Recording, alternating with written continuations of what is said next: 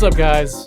I'm Zach, and for today's devotional, I want to talk about something I feel like isn't talked about enough: my Christian testimony and how it felt the moment God gave me salvation. What is a Christian testimony? It's the story of how a Christian was saved, or rather, how God granted that person salvation. And salvation is essentially the gift God provides to people out of the kindness of his heart, and what is required for a person to go to heaven. So what is required? Well, the funny thing is there's not really anything a person can do. What? However, what God does see as qualifying characteristics is realizing that A, you're not perfect. You screw up every day. Good job. Meet me in the alley. I'm gonna grab a quick slice.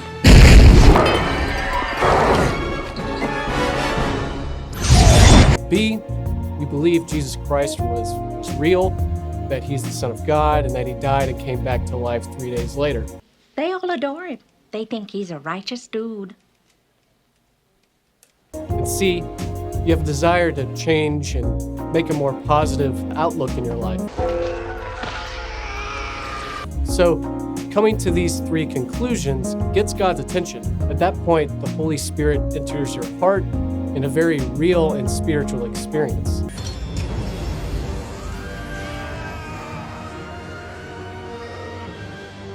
And that's what I'd like to talk about for a minute or two.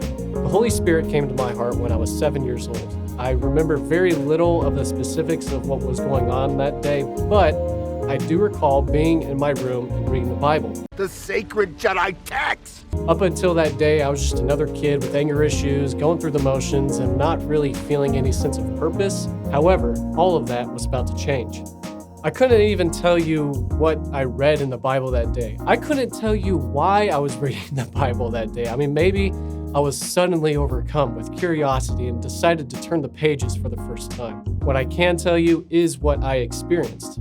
Have you ever been in a situation where you're trying to remember the beginning of a song? Like you can remember the tempo, the chorus, and maybe even the bridge, but for some mind-terrorizing reason, you can't seem to remember the beginning of the song.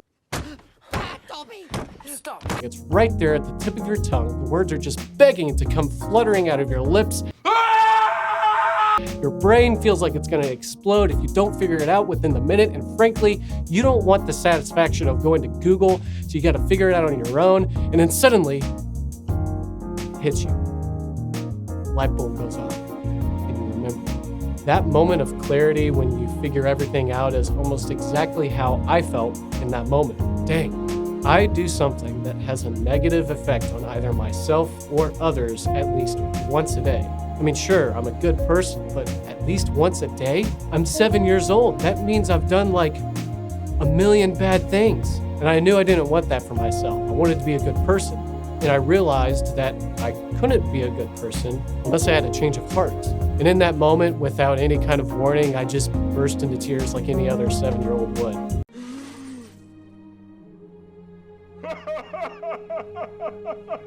That day was my call to adventure, and the ultimate boon was righteousness.